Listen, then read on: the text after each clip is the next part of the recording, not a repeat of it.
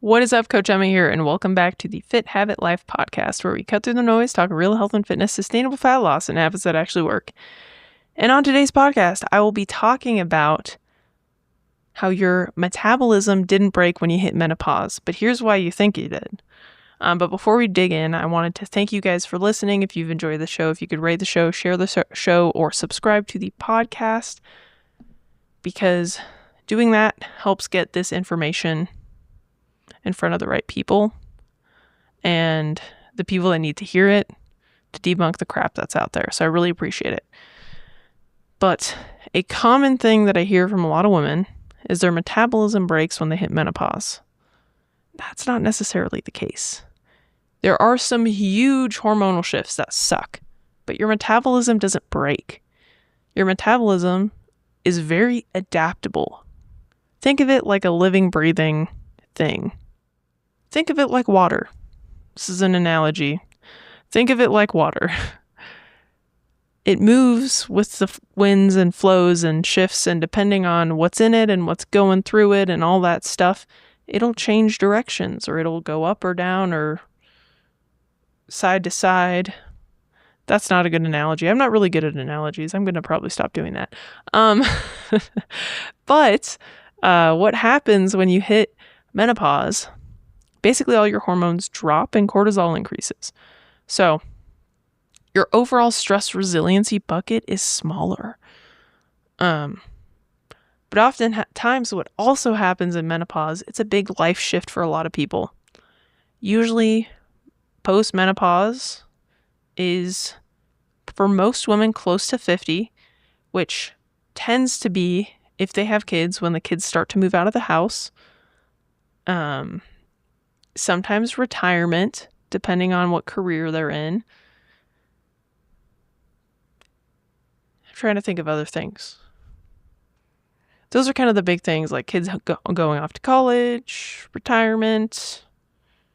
Maybe as the kids are leaving the house, you're like, oh crap, I'm stuck with my spouse, and we have not spent the past couple of years hanging out together because we spent the time on our kids, and now got all these problems we have to fix. Basically, a lot of life stressors and big changes. That can lead to unhealthy habits. Also, what I tend to notice with a lot of clients, they spend a lot of time on their kids, which is awesome. My mom did the same thing. I'm so grateful for all the sacrifices she made for me. But she did it in the expense of herself and her health. And I wished that she hadn't. And so I think a lot of clients do that. They deprioritize their own training. They deprioritize their own nutrition habits. They forget to eat frequently. They stop working out. They don't lift weights. They stress about their kids' stuff and don't sleep enough. Or they spend a lot of the time in the car driving their kids around everywhere and don't have time to get enough movement in. There's a lot of habits and behaviors that just happen over time that lead to a basically less thriving metabolism. Because if you're not lifting weights, you're not eating enough, your body's probably going to pare down muscle tissue. It's probably going to adapt to a lower caloric intake. And when menopause hits, it's going to be even harder to maintain muscle if you haven't been doing anything to build it in the first place. Because when you don't have testosterone is the signal to the body to build muscle. Women and men have it. It's most commonly talked about in men. But if you don't have any, it's going to be way harder to build muscle. The one thing that can be a huge game changer, and I talk to a lot of my clients about it, is bioidentical hormone replacement therapy. And I've talked about it a lot. You can go back, look up some of my episodes and check out my thoughts on them.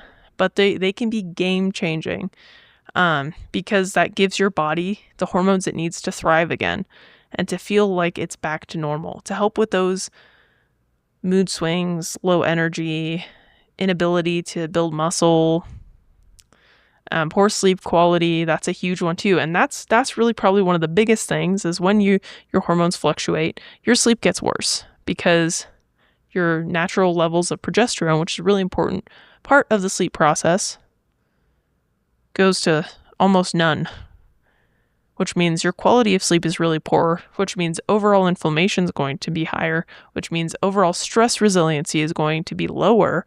You're going to be less resilient. You're probably going to have more cravings. You're probably going to have some gut issues because of the poor sleep, because of the cravings, because of the low energy. You're probably going to be less capable of training hard because you have low energy, you already weren't training before, and less likely to move as much because you feel crappy and low energy. So all of those shifts are really what cause the quote-unquote menopause belly. I think a lot of it is gut health related, poor sleep, poor nutrition habits, lack of movement, lack of strength training, and the lack of hormones make it so most of the weight that you do gain will be in your midsection. So that's kind of the cascade. So menopause didn't make you fat. It's the habits and the behaviors that you've built with the menopause that contributed. But menopause does not mean you cannot lose fat. If you start to focus on those habits and behaviors, the lifting weights, the getting good quality sleep, optimizing that if you can, the daily movement, getting steps in, doing a little bit of zone 2 cardio, the nutrition habits, tracking your food, huge game changer. I have a client who messaged me and she's like, wow, I had no idea what I was eating and this has been so helpful for me. I'm so grateful that you had me track my calories even though I didn't want to, because it's not that hard. And now I know what my body needs and I know how to make better food choices. And managing your stress, saying no to things you don't have to do.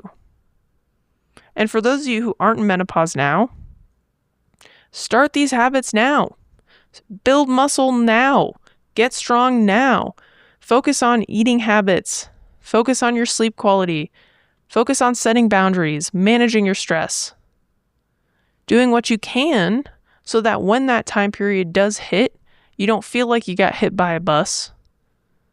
You feel more resilient, more capable. And you're more aware, too, of what things are going to happen. So that way you can kind of prevent some of those situations. So hopefully this was more of a menopause doesn't mean you're doomed thing. And that's kind of what I want to get out of this. Yeah, the headline is like, menopause didn't screw you through your metabolism. It's you did.